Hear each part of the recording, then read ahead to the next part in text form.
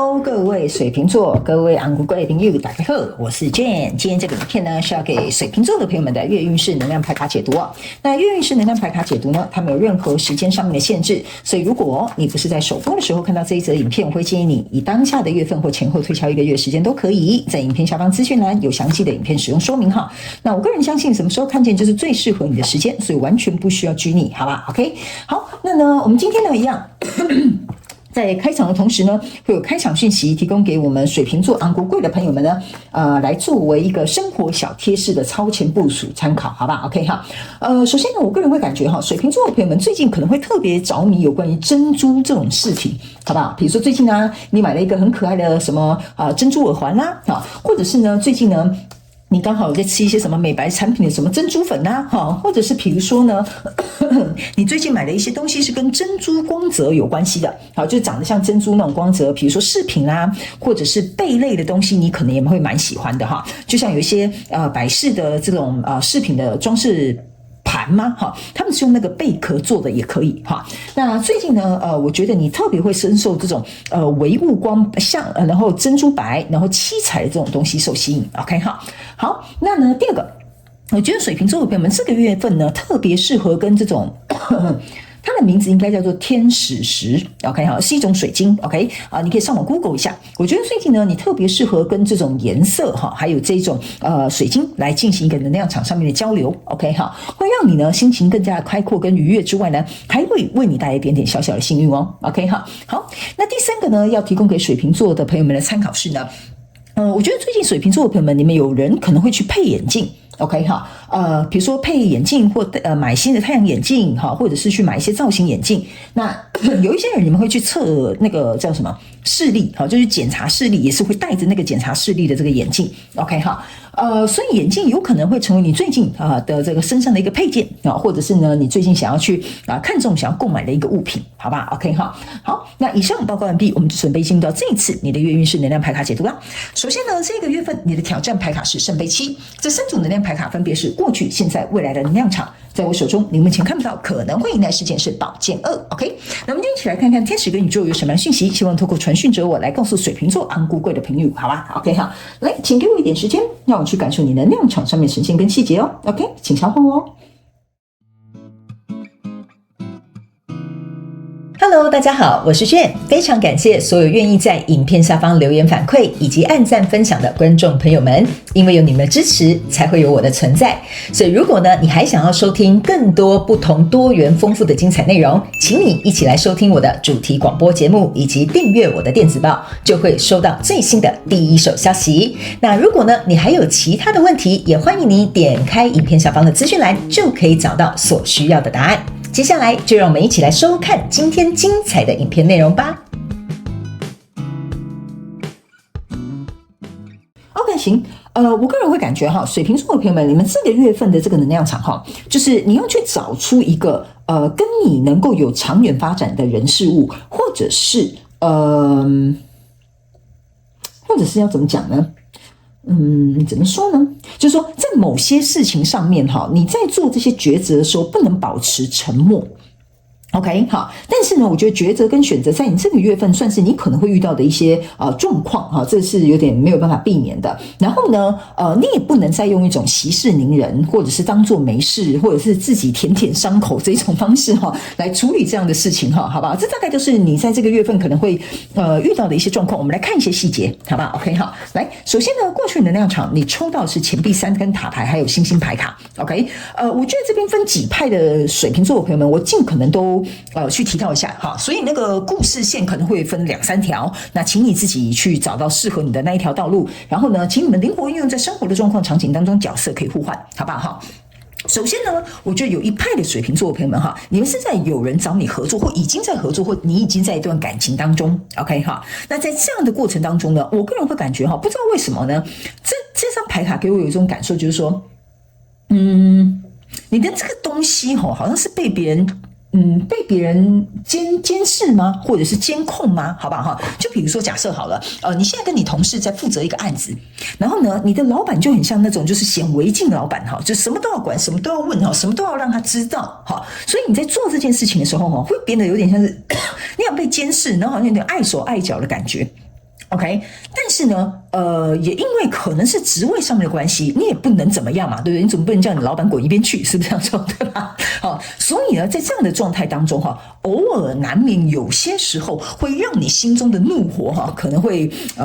就是从你的肚子里面烧起来哈，就是叫做传说中的一肚子火哈。OK， 好，那在这样的过程当中，你又必须因为可能是职场上面的关系，什么位阶关系，或者是什么情感关系 ，anyway 哈，你们自己灵活运用，你又必须能够去疗愈你自己这一块，就是说，就像我刚刚提到的，你可能要自己去舔舔你的伤口啊，息事宁人啊，当做没事。OK 哈。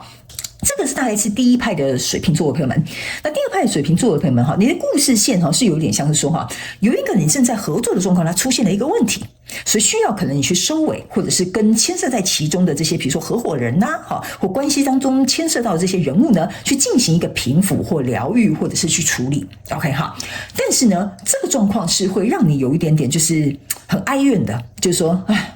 比如说这件事情为什么发生在我身上？或这件事情你干嘛搞成这样？好，现在搞得我们两个要一起去收拾这个残局。哈，这个是第二派的水瓶座的朋友们。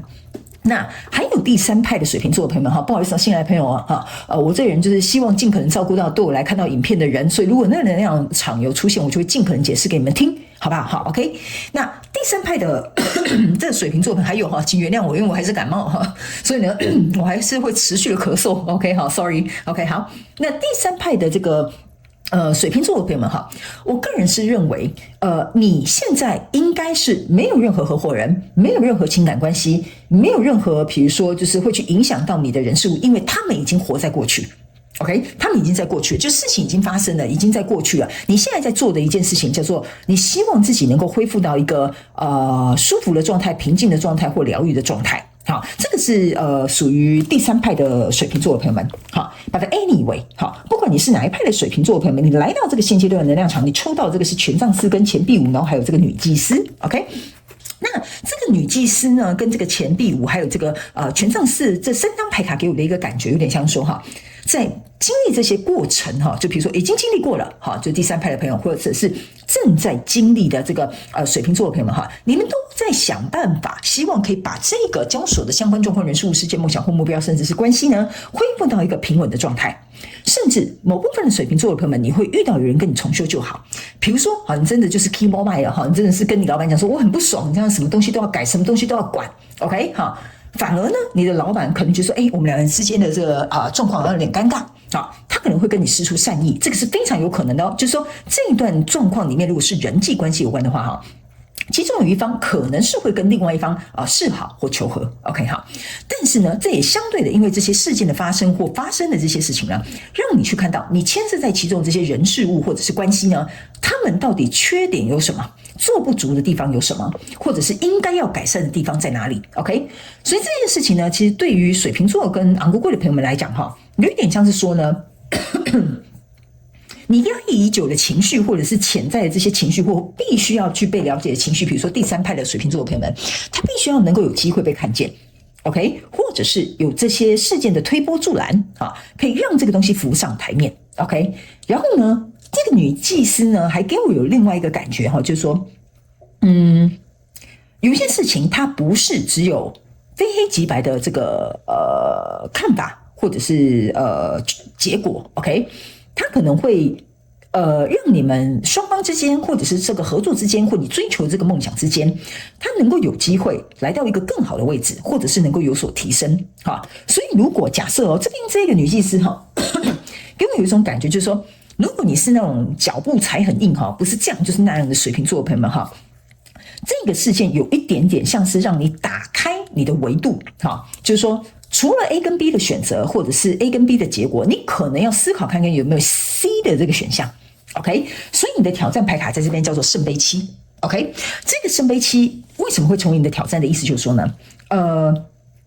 第一，你要做出对你适合的选择 ，OK？ 而且这个选择是对你来讲是可能有符合你长远的这个怎么讲？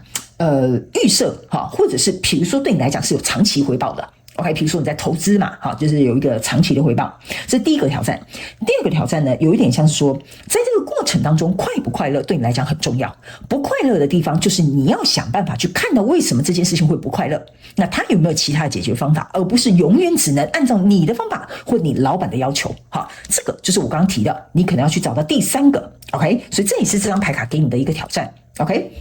那还有另外一个挑战非常有趣哈，就是说呢。这个圣杯七的能量场哈，有一点像是说，某部分比较不太清楚自己要怎么选择的这个水瓶座的朋友们哈，这个圣杯七呢，反而会给我有一种感受，就是说，你要如何能够去，怎么讲，找到满足你自己的方法 ，OK 哈，因为这个圣杯七呢，其实是9个格子。OK， 但你上面只有7个圣杯，有2个是空的，2个空的象征的意思就是说，你要找到跟你适合的合作伙伴，或者是条件，或者是对等的关系，或者是比如说公平的一场交易。但少2个圣杯，相对的，除了是找这个东西之外呢，还有一个东西就是说，你要把这个东西呢，就是把你的梦想成真。那怎么样会让你梦想成真？怎么样会让你快乐？怎么样会让你满足？这个就是你要去找出来的东西。OK 哈，所以这也是为什么在这个女祭司这边呢，我感觉你有一个向上提升的这个感受。OK， 所以来到未来这个能量场呢，你抽到这张牌卡是圣杯骑士，还有这个女皇牌，以及这个是钱币八。OK 哈，那这样的状况当中呢，我个人会感觉哈，因为经历过这些挑战跟这些调整，或者是疗愈，或者是更加晋升，或者是你找到其他选项之后呢，来到未来这个状况呢，这个钱币八其实是好的，就是说我们透过这一次的改变、成长跟学习之后，这个钱币3加钱币5象征的就是你得到了最后的结果钱币八。OK， 那意思也是说呢，我刚刚是不是有讲，你可能会有 C 的选项，或者是另外一个状况，或者是不要一定要满足你，或者是按照你老板的要求，所以你们培养出了一个新的能够去满足彼此情绪上面的需求之外呢，还可以跨越这一条河，就是说我们2个之间的疙瘩没有了。OK， 那这件事情有一个好的处理方式了，好，或者是这一件事情呢，它终于告了一个段落。然后呢，还有一件事情就是说，我们2个人情绪都没有在那么高亢的状况之下呢，我们能够以一个为了彼此的这种新的这种重生，或者是比如说这个状况的翻新，或者是这件事情的调整之后，我们得到了我们彼此想要的结果。OK， 所以在未来你目前看不到可能会迎来事件是宝剑2。OK， 宝剑的这一张牌卡呢，在你未来这个状况当中出现呢，其实我要提醒水瓶座的朋友们的意思就是说哈，请你在未来的时候不要再重新回到这样子的状态。OK， 因为在这个里面如果有牵涉到另外一个人，代表说你们要共同找到解决方法嘛，或者是你已经疗愈好了，你要去找到一个更适合你的人事物，是不是这样说？对吧？哈，那还有一些人是你们正在共同解决这件事情，所以意思就是说，在未来如果你们有再遇到类似的状况的话，请你不要陷入一个犹豫不决。你要能够像这一次一样直截了当、清楚的去表达，然后去协调，然后去调整你们2个之间的这种合作的状态，或者是这段关系的营运的模式。好吧 ，OK 好，这个就是要告诉你以后不要犹豫不定 ，OK？ 你觉得哪里不舒服，那你就一定要把那个东西去把它找出来，你们才能够共同去处理，或者是因为对方的什么样的过错，那你们要在未来怎么样避免这个过错，就是要讲清楚、说明白。因为宝剑2象征的意思就是在避免宝剑3的发生，所以你一定要把这个东西踩得很硬，该踩硬的地方你要踩硬，你不是只踩左边或右边，好，就是像我刚刚讲的比较坚决的那种，不是这样就是那样的水瓶座的朋友们，我觉得你踩的那个点有点不太对，好，所以这边也需要调整一下。OK 好，来，接下来我们就请宇宙来验证我要告诉你的这些讯息的内容哈，还有一些精节点。等一下最后呢，我们会来看一下，你的灵魂在学习什么样的课题，好不好 ？OK 好，来，首先第一个，这是一张世界牌卡 ，OK 好，世界牌卡很简单 ，OK 就代表说过去那一套行不通。OK， 你不管是过去的我刚刚讲第3派水瓶座，你的旧有的世界结束了，或者是第1派跟第2派的水瓶座朋友们，这个旧有的世界行不通，你们要换一个新的方法。OK， 这个意思就是说，你们不能只局限在自己的舒适圈，你要去看到这个世界还有什么，就是在你们2个合作的范围之内或关系之内，外面还有什么样的东西，这个就是来验证你这个过去的能量场。那现阶段这个能量场，你抽到这张牌卡是钱币国王，钱币国王加上钱币5，象征的就是钱币6，意思就是说，在这个状况当中，我要去找到一个我觉得我可以满足的，我觉得我可以快乐的，或者是我觉得是公平的，或者是我觉得必须要能够找出对我们2个都有利的解决方法或处理方式。还有钱币国王的意思就是说呢，你拿出这个钱币来哈，象征的就是说你要拿出来这个方法是有用的，你不要讲那些什么空口说白话的哈，就哎呀你这样子就是因为你什么你毅力不足，你耐力不好好，所以今天这件事情才会发生哈，或者是你不够忠贞哈，你就是没有那个定力，所以才会外遇哈，这种东西哈都是用说的、用讲的形容什么你耐力啊、你的情绪啊、你忠不忠贞啊，这都没有用，就是说你们两个要共同去找出这个钱币哈，就钱币就是实质的解决方法，这个才能够去转化你这一个月份可能会遇到的一些状况。所以呢，你的挑战牌卡验证的这个是权杖骑士，验证这个圣杯七 ，OK， 这个意思就是说，你必须要向前冲，去挑战这个我刚刚讲的那几个挑战的这些内容之外呢，还有一个东西就是你要朝向真正能够满足你的这个解决方法，或者是能够满足你的什么感的这个方式 ，OK 哈，这个是你必须要往前走的 ，OK 哈，你一定要去这么做，因为这个权杖骑士给我有一种感觉，就是这边的东西哈，已经有点像是不堪用、不耐用或不能用 ，OK 哈，就是这样子 ，OK 哈，那来到未来这个状况，你抽到是宝剑七。OK， 宝剑七呢加上宝剑2，象征的是宝剑9。宝剑9下一张是宝剑10，但是呢，宝剑9呢还差一步才到宝剑10嘛，所以呢，这个意思就是说，之所以为什么会说这边比较好的原因，是因为这个宝剑9是被拆开的。拆开的意思就是说，你们已经找到实质的，像这个钱币国王手上拿的这个实质的解决方法。OK， 哈。那你们就能够去避免这个午夜梦回，想很多或者是比如说又有一些其他什么麻烦事情会出现，或者是会让你能够寝食难安的这个状况就不会出现了，因为他们两个已经拆开了。OK， 所以呢，你一定要能够在这个月份的过程当中，不管你是哪一派的水瓶座的朋友们，你们一定要能够确切的去看到你自己的状况，然后去做一个抽丝剥茧，然后去解决这些问题。OK 哈，最后我们来看一下你的灵魂在学习什么样的课题，叫做平静。OK 哈。你知道为什么你这边会有一个宝剑9？就是像我刚刚跟你讲的寝食难安 ，OK 哈，那peace 跟寝食难安完全是一个颠倒的一个这个能量场，是不是这样说 ？OK， 所以在这个月份呢，你注意看到，你必须要能够去释放所有负面的能量。这个负面的能量不是只有说代表只有能量而已，你要去释放不适合你的人，或不适合的方式，或不适合再用这样子的方法做事，或者是不再适合你的过去或你过去的经验，这些你都要处理掉。这个就是为什么我会花比较多时间在琢磨这3派的水瓶座朋友讲比较久，就是说这些东西是确确实实影响你心中的平静，你生活的稳定，或者是你财务上面的这种基础，那你就要去处理，好吧？你处理完，你才能够得到这些东西。OK， 好，那以上呢，这个就是要提供给这个水瓶座昂咕咕的朋友们哈，这一次的月能量运势牌卡解读，我希望其中有1-2句话能够帮助到你。那我知道这一次的派别比较多哈，有分很多种，那请你呢就选择适合你的讯息，然后去做一个收听，然后呢去做出你适当你必要的改变，这样就可以了，好不好 ？OK 哈，好，那祝福你水瓶座的朋友们，非常感谢你来收看我的影片，也希望你会喜欢。那我们就下个月再见喽，拜拜。